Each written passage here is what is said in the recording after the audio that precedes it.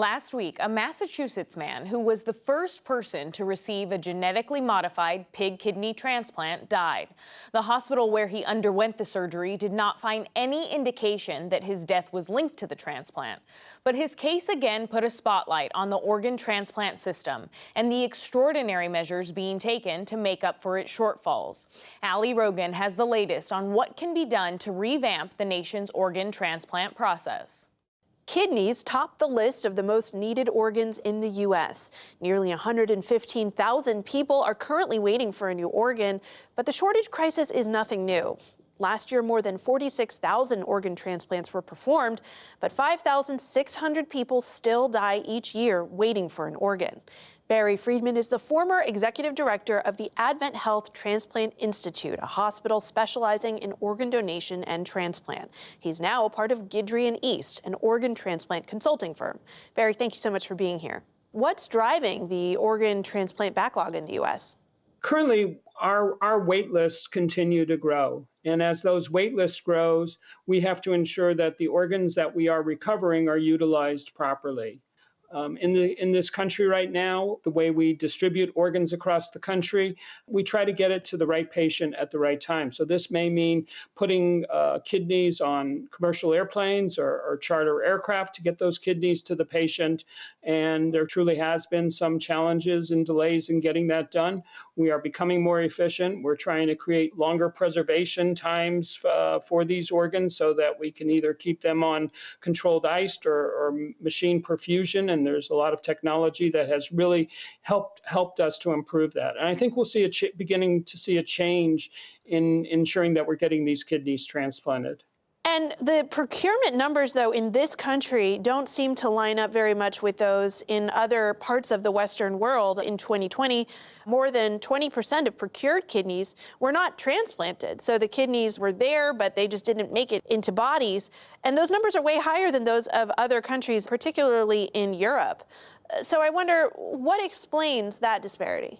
When we look at the year 2020 and then the COVID coming on board, with kidney allocation, it's critical that we're able to get the right kidney to the right patient. And we've done a tremendous job in increasing the number of organs that are donated in this country. And we're grateful for those donor families and for the staff that work there. However, we're not able at all times to match the exact kidney to the right patient. We're getting better at that. And some of these kidneys, because we really do want to achieve the most number of transplants.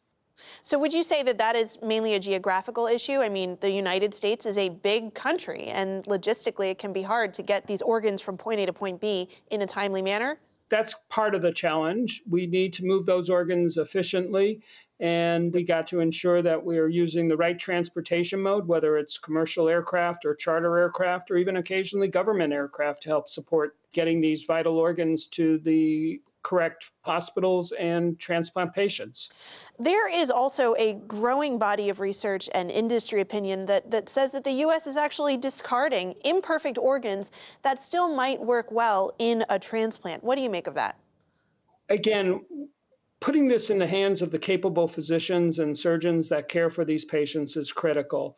The challenge that we see is getting the right kidney to the right patient. And we're making better changes in our organ allocation. We have a very collaborative society in the United States for the 250 plus transplant centers that are equipped to do these organ transplants.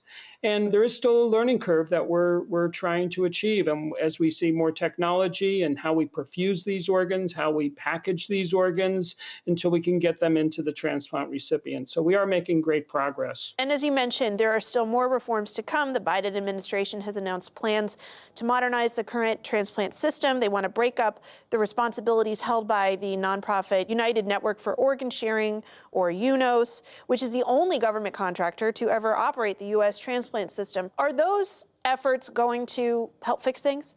I believe they are, and it's time for improvement. And I'm hopeful that the lessons we've learned over the last 40 years with the United Network of Organ Sharing, that we'll take those lessons and incorporate it and bring in the new technologies that are so important. And the Biden administration, the previous administration, both have been very supportive. This is a bipartisan issue, and this is one of the areas where I feel our government has done a good job in helping to help fund the necessity of increasing the number of transplants.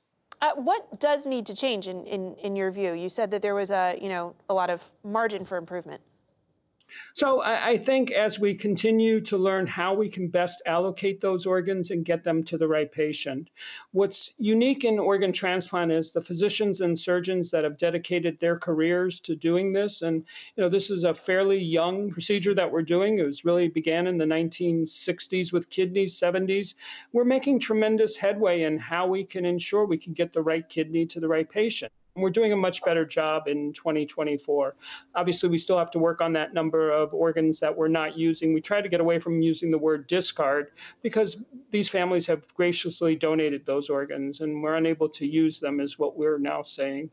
I want to ask also about the racial disparities that seem to persist in kidney donation in particular. Black people are over 3 times more likely. Hispanic people are 1.3 times more likely to have kidney failure than white people, but white Americans are more likely to have a kidney transplant than either Black or Hispanic Americans. Why is this, and what needs to change? Obviously, we try to match the genetics. It's not just the kidney itself, it's the blood type and the genetic tissue typing that we do. And we try to match that up. The more Blacks, the more Asians, the more that from a racial perspective, we're able to get those kidneys in the pool. I think we'll see an increase. We've also learned over the years as technology has changed how we diagnose, say, what kidney is acceptable for what patient. And we're trying to adjust that so we give more points to patients that may be disadvantaged. That is organ transplant specialist Barry Friedman. Thank you so much for joining us. Thank you, Allie.